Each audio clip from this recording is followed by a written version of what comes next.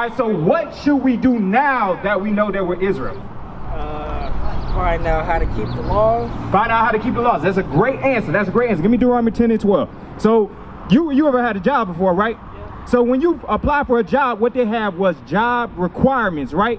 So us being the Israelites, we have requirements that God gave us, right, because he gave us a job being his servants. Right. All right, so read. This is the book of Deuteronomy, chapter 10 and verse 12. And now, Israel. And now, this is what God saying, he's talking to you right now. Listen up.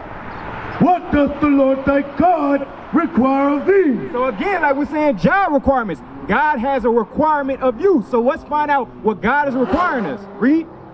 But to fear the Lord thy God, to walk in all his ways, and to love him, and to serve the Lord thy God with all thy heart. So it said to fear and to love him. So I'm sure you went over how to love God. How do you love God? You follow his laws. Yeah, by keeping his commandments. That's right. Right. Read. With all thy heart and with all thy soul, to keep the commandments of the Lord and his statutes, which I command thee this day. So you said earlier that the way that we get what we got to do now is to follow his laws, keep his commandments, right? So let me ask you something. I see you got a little stubble on your beard. Does your beard grow out? Do you shave your beard? Yep. You shave your beard? Give me Leviticus 21 verse 5. Because you said out of your own mouth that now that you know that you Israel, you got to follow his laws, right? So let's go ahead and read one of God's laws that we should follow. Read. This is the book of Leviticus, chapter 21 and verse 5. They shall not make baldness upon their head, neither shall they shave off the corner of their beard. So God said we're not supposed to shave our beard. You can be able to trim it to make it look nice, but you can't shave it off. Right. Because why? Because that's a commandment that God said would be given to us to make us holy and separate above all nations. Right. So if you look at our communities now, you see the drugs in our communities. Right. You seeing our people getting shot and killing each other, right? Right.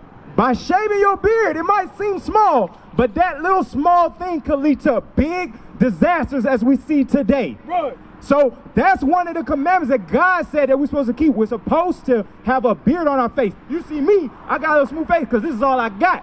You know what I'm saying? That's it. But I keep what I got. You get what I'm saying, Vic?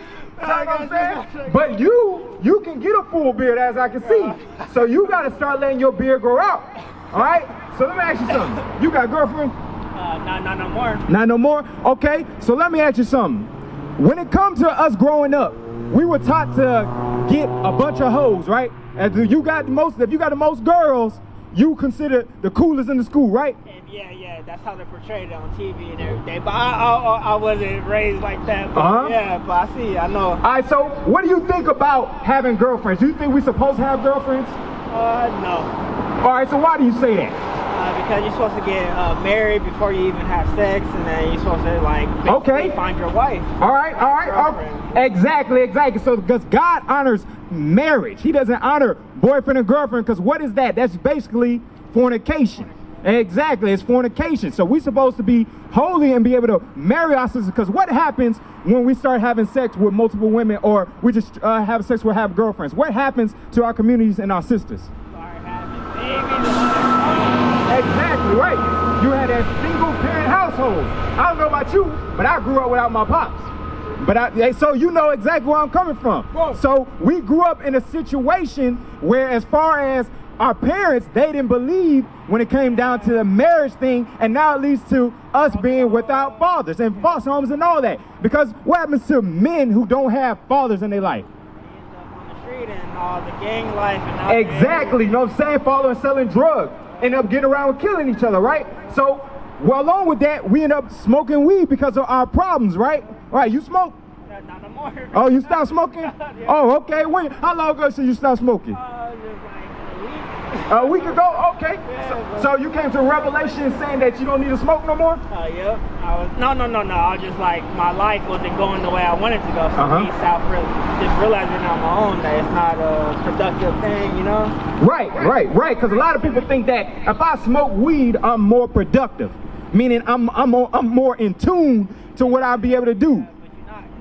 Exactly. You're not clear-minded or nothing like that. So that's good that you stop doing all them things, right? That's good. So now that you know that you're Israel, I just gave you a commandment that you got to be able to keep your beard on.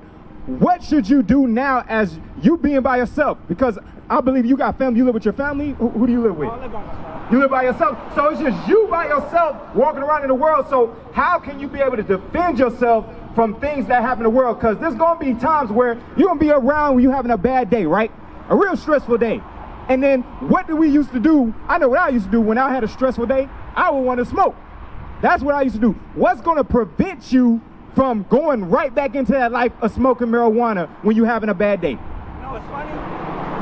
I was on that verge right now. I was like, I need to smoke. Right. I'm gonna come over here and give me an iced tea to try to fight the urge. You guys walk up to me, right? I'm like, oh yeah, guys, I don't believe in coincidences. I'm just like, let me try to get this dollar store.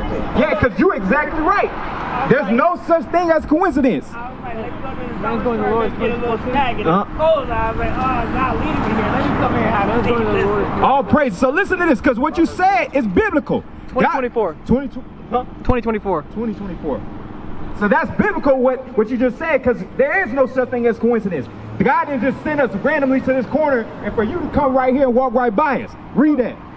This is the book of Proverbs, chapter 20 and verse 24. Men's goings are of the Lord. So it said, man's goings, the way that you round about and walk around through your daily life, is of the Lord. Everything was planned out from what the Lord had said for you to do. He knew you was going to come walk this way, and he knew you was going to have that urge today that he know that you won't be able to fight by yourself. You know what I'm saying? So that's why God brought you here, to be able to come hear this word, that you can be able to be around like-minded brothers where you are trying to change just like we are trying to change.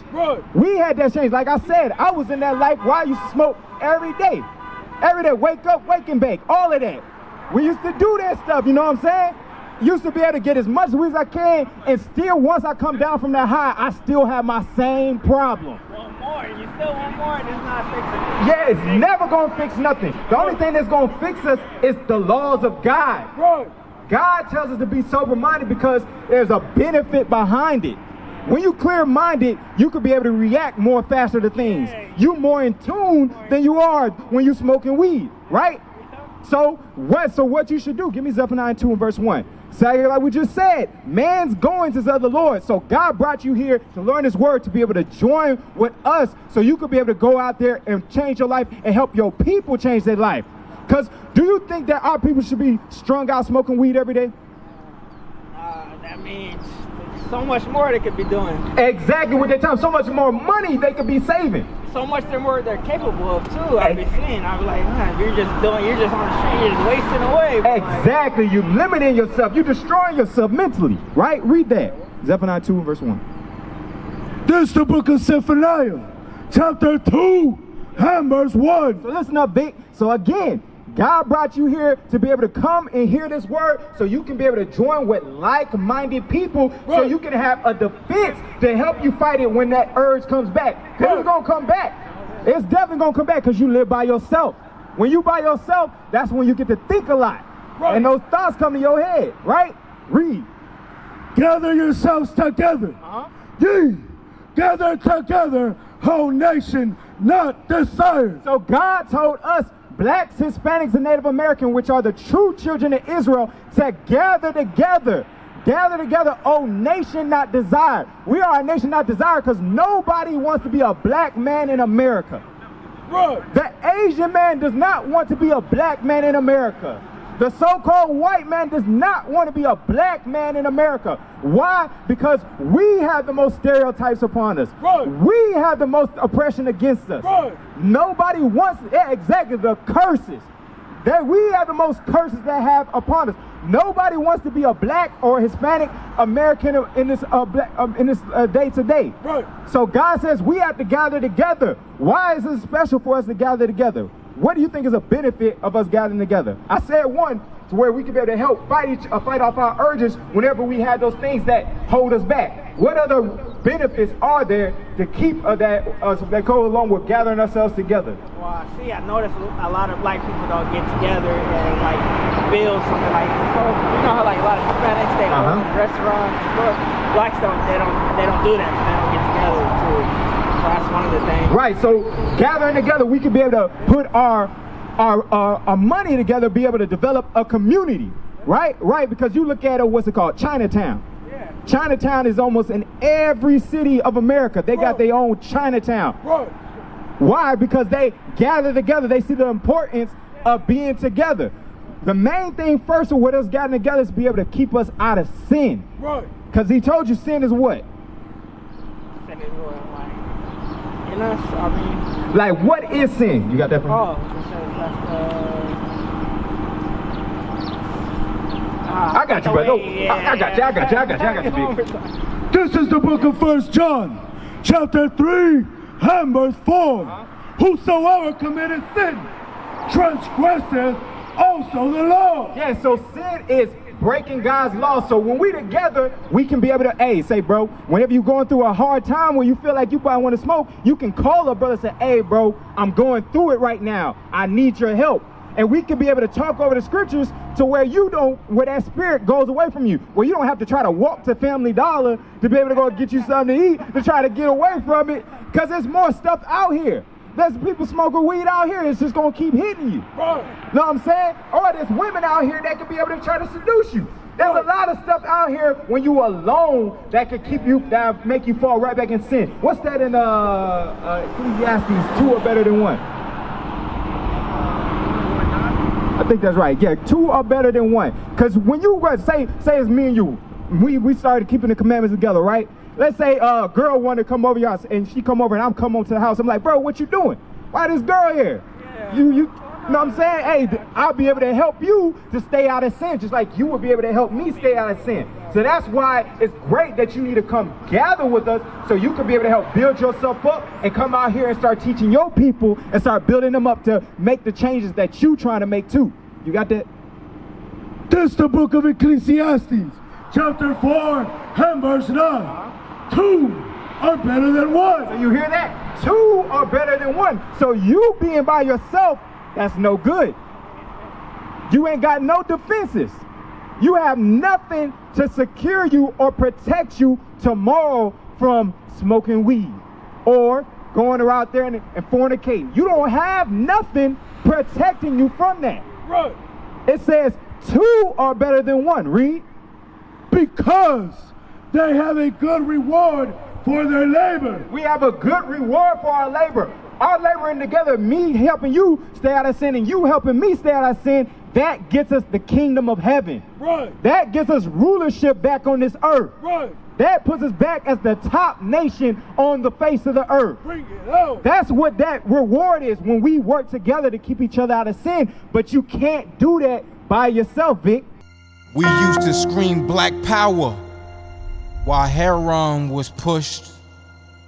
But at the end of the day, nothing's in vain.